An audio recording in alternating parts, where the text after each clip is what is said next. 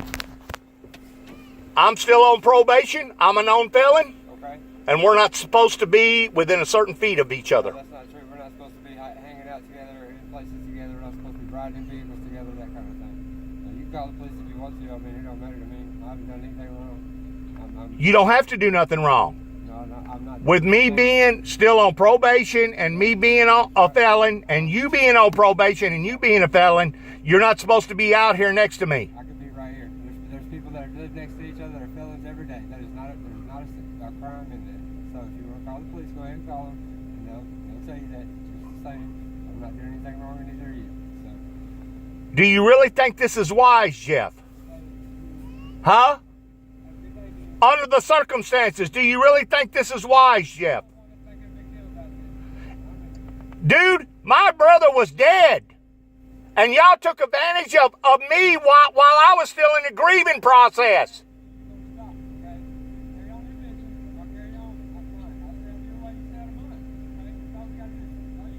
You really think that's possible with you living right up underneath each other like this?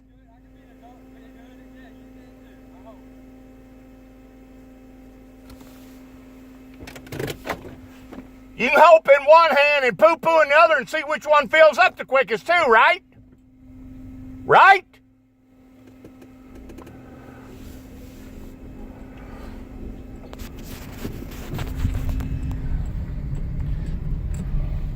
This guy is a known criminal on meth and nothing but a thief once he gets on it.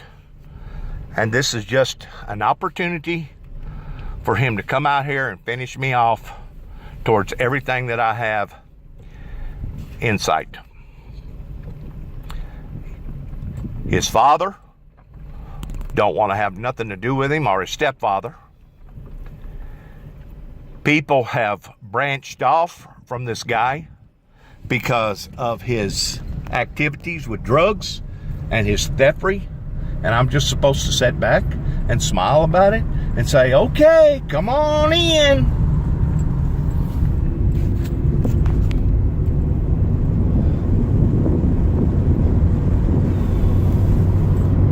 This is sickening, man. This is really, really sickening.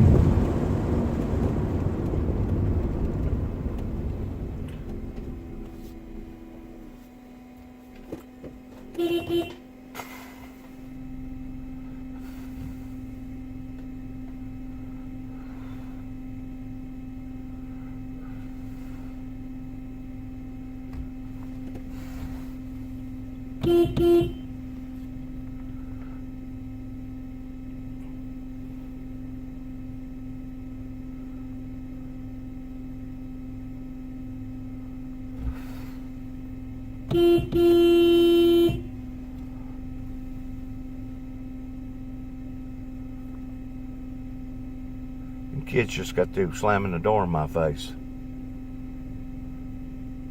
We paid Mr. Hotto money to mow our yard out here. And I'm thinking that he's a decent person.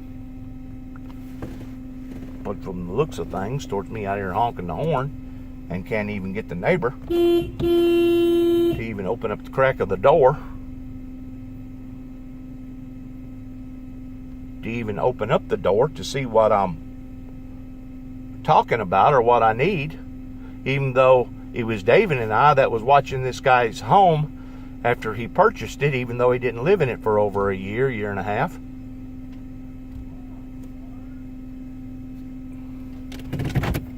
Here he is. Hey, Mr. Hotto. How's it going? How you doing, sir? I'm doing all right, you? Yep. Hey, listen. There may be a disturbance down the road here with Ridgeway again. Why is that? Because he, I guess, has rented out that trailer to a known fugitive that's on probation, and he's a felon.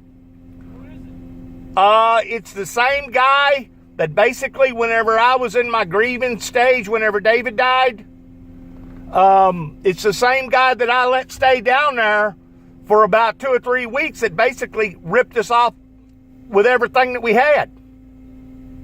Stole David's guns, stole stereos, stole everything. Stole security cameras, went into my trailer, and allowed for a bunch of people to come out there that he knowed was basically his type of people, and basically just ripped us off blind.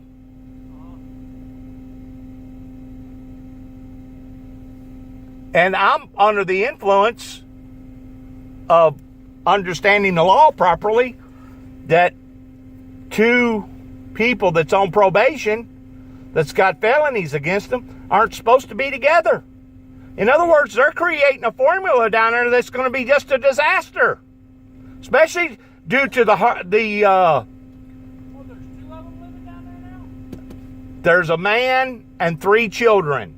I'm pretty sure his wife is probably doing time for meth too. These meth people that's on these drugs, if they ever get back on them drugs again, man, they liable to do anything. They liable to shoot you, kill you, rob you. They liable to do anything because they're out of their minds. And of course, Ridgeway, he don't need no drugs because he's already out of his mind. He's just creating a formula down there for a catastrophe, for disaster, by renting that out to that guy. Hell, I thought it wasn't even livable no more. That's why I didn't rent it out.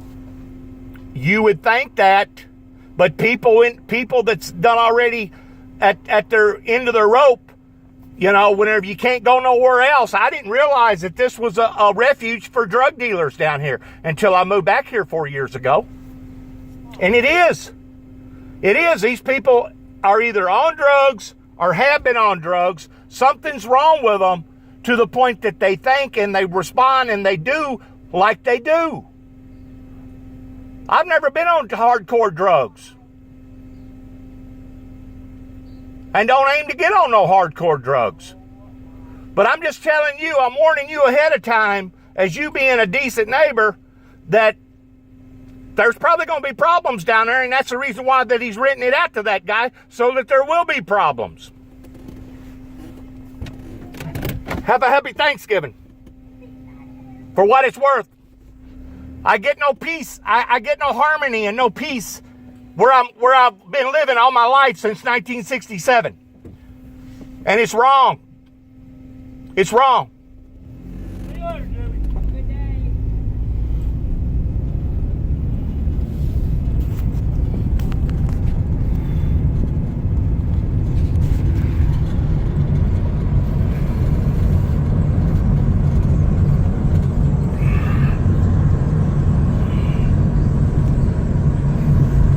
He must have been asleep, ate a big meal or something. Seems like he told me that they wasn't going to celebrate Thanksgiving until this weekend, like a lot of people. But if you're going around this corner right here, this used to be all nothing but dirt road, a little bit of gravel, mostly dirt. And I was raised up right down here at Route 1, Sharon, Tennessee. They didn't even have a box number back then. The old house, it's done already been burnt because of another tragedy that happened here with 2 young boys that wound up killing their father by catching the house on fire. I think they're still in jail doing time. But anyways, this is the area where I was raised up at, and I've got a lot of fond memories here pertaining to the old home place. And it doesn't matter if it's still there or it's not still there, or whether or not I own it or I don't own it. It's still home to me. Right down in there is the pond that my grandfather and my great-grandfather dug. And right down in there is where I first started receiving my crown of thorns spiritually that was placed up onto my head, that I wound up running and tripping and falling. And then I come over here and I got my little red truck right here and I drove up here and then I went to Kenton, Tennessee. So this area's got all kinds of fond memories to me. And for this Ridgeway character for continually to keep doing this, and for the law to allow for this, is just heartbreaking. Heartbreaking because it is doing nothing more than creating a atmosphere, a formula of catastrophe. And that's exactly what the majority of them want to do in this county. They want to see Juby dead.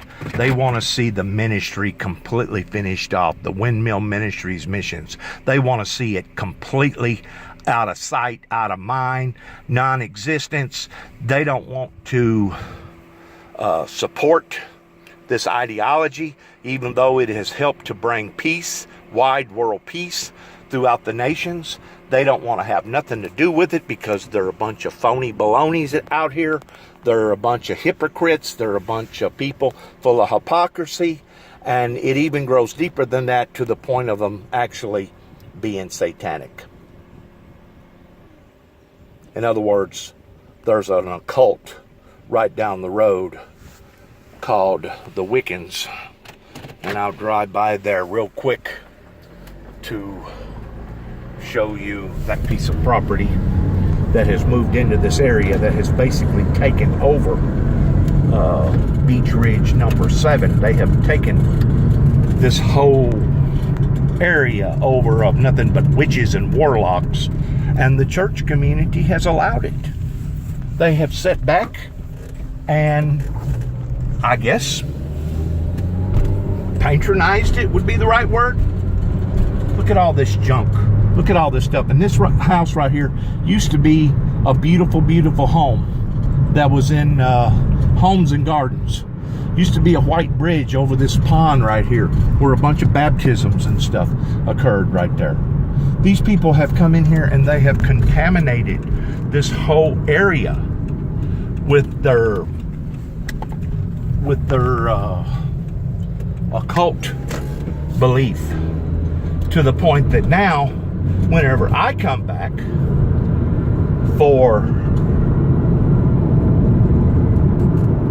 relaxation towards R&R, whenever I come back to spend out my golden years, my rocking chair era, that I'm supposed to be able to sit back and be in a lovey type atmosphere where everybody watches everybody and everybody takes care of everybody, I come back to nothing but misery and hell. Right down here is where the Wiccans have moved their camp, their headquarters.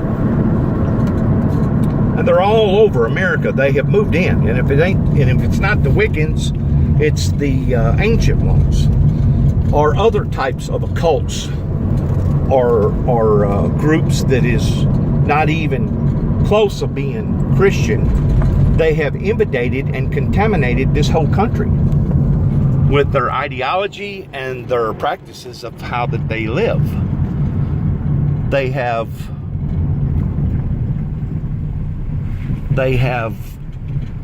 sabotaged our original forefathers towards what this country was founded off of. You see that Moosehead star right there? That satanic star? That represents evil. That represents the devil. See all these warlocks that they got spread out everywhere? This is supposedly their religion. And it wouldn't be no different to me than it would be if a bunch of Muslims moved over here. As a matter of fact, I tend to wonder if I wouldn't be able to get along with the Muslim community better than this bunch here, because they're hateful, they're devious, they're deceitful, they're wicked. And to think that they have branched off under the same concept of freedom of religion that basically has come in and invaded this land the way that they have is sickening. It's sickening. to think that the Christian society has allowed for this to occur.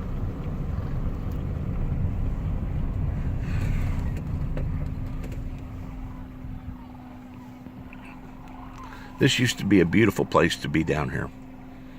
Hop in, Cydonia, Beach Ridge. Used to be full of all kinds of nature and life. People cared about each other. People took care of each other.